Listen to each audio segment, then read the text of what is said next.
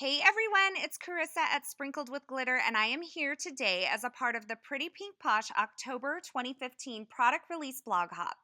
There are three awesome new dies from Pretty Pink Posh. The first is this decorative tag die, and this is so versatile because you can use the layers separately or together to create a bunch of different looks.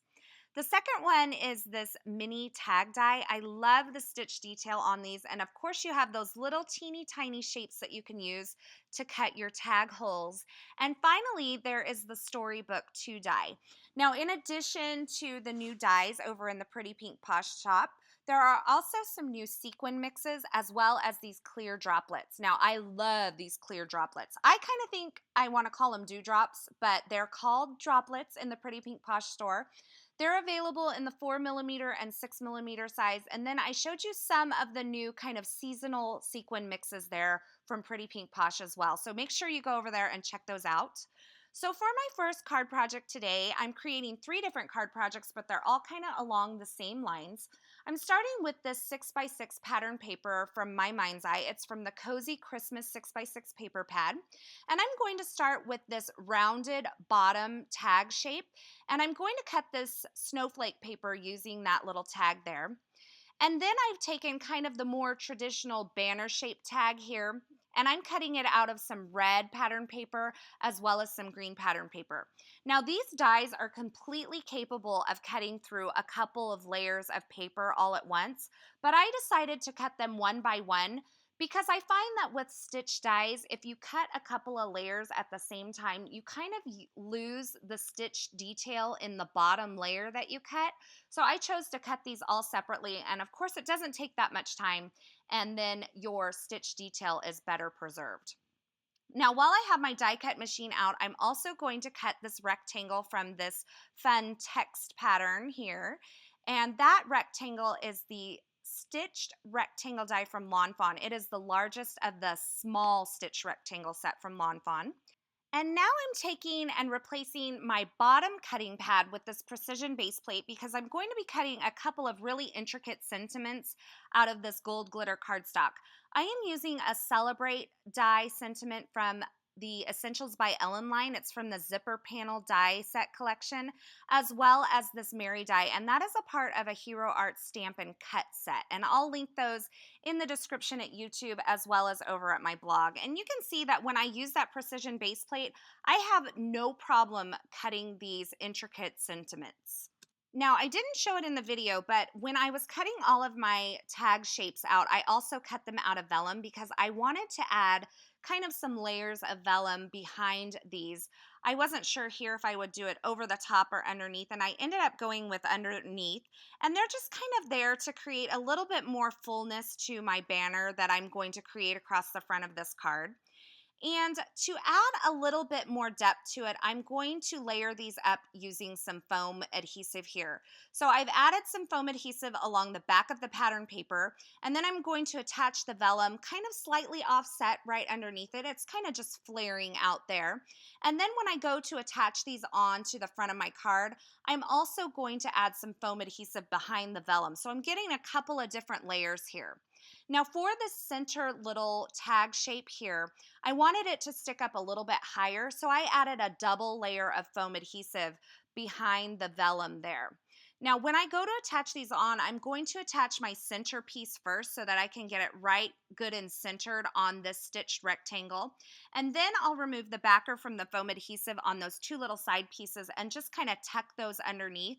And you can't really tell here, but I'm actually using my grid mat to kind of help me line things up and get things kind of perfectly aligned and all even.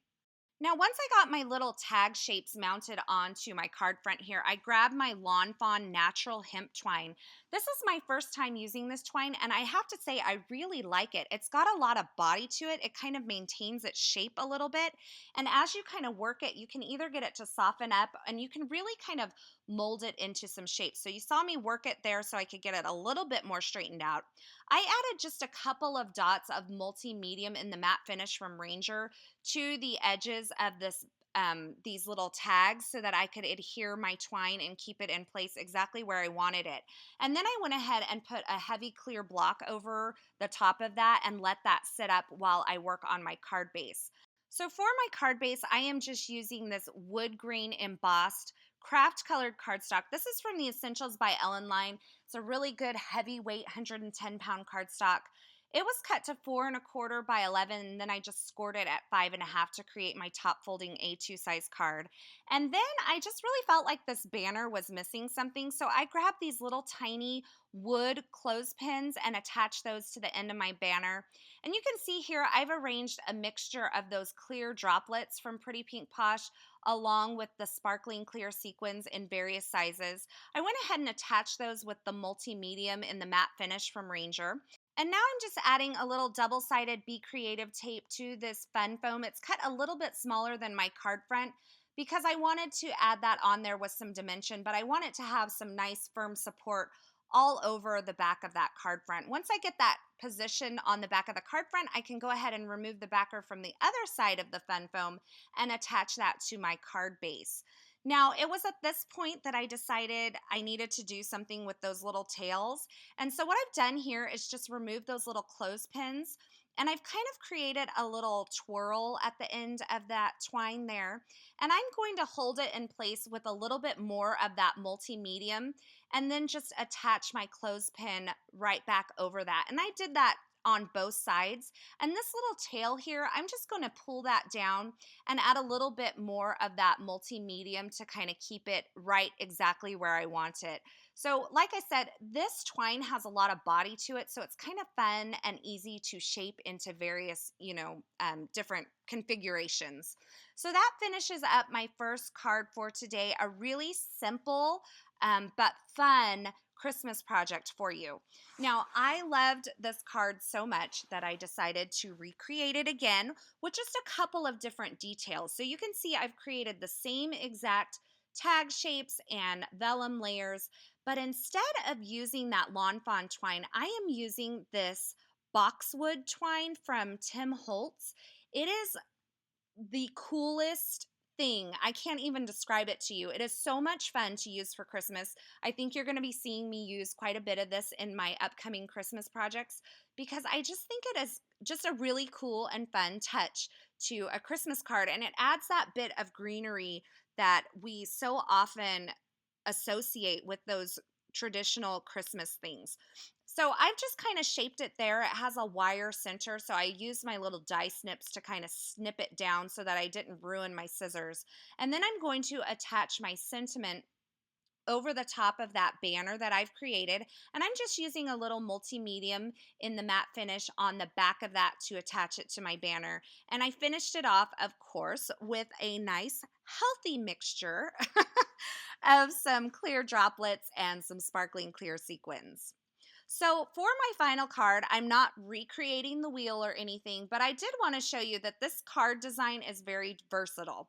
This time I'm going to use this B-side pattern paper from Basic Gray, and I am creating a celebrate card. Now this could be used for a birthday or a baby, whatever you want, but I had the sentiment already cut and I decided it shouldn't go to waste.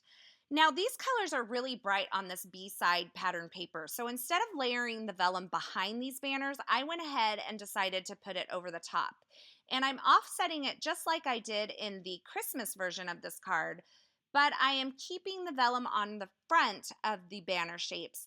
And I'm just attaching that with a little bit more of the multi-medium in the matte finish. And I'm putting that, strategically placing that multi-matte medium in places that I know that my twine will kind of cover up and that I can disguise. Now, just like I did in my last project, I'm using some foam adhesive to attach my mini tag shapes. I'm going to attach that rounded one in the center. My card front on this is just slightly different. I have used the same stitched rectangle die from Lawn Fawn to cut this vellum. So I have that, and that is the largest of the small stitched rectangles from Lawn Fawn. And then that black and white pattern paper, I use the largest of the large set of stitch rectangle dies from Lawn Fawn so that they'll layer nicely on top of each other. That black and white paper, I love the pattern. It was just a little too intense, so I wanted a way to kind of mute that. and that vellum piece was the perfect way to do that, just like I did with the little banner shapes on the front. And then I disguised some foam adhesive behind those banner shapes as well to attach my vellum layer onto the card front layer. Now for this one, I am going to use that same natural hemp twine from Lawn Fawn once again. And I've also grabbed a few more of those little mini clothespins. This time I'm going to use that not only to hold on this twine that I'm adding, but I'm going to use it on that center shape as well. And it's going to act to hold not only that twine in place, but I'm going to use it to kind of hold on my sentiment there. So you can see I've kind of cocked this little celebrate sentiment to the side, and I'm going to use that mini clothespin to clip that twine as well as the sentiment. And then to keep it in place, I added a little bit of matte medium behind that as well.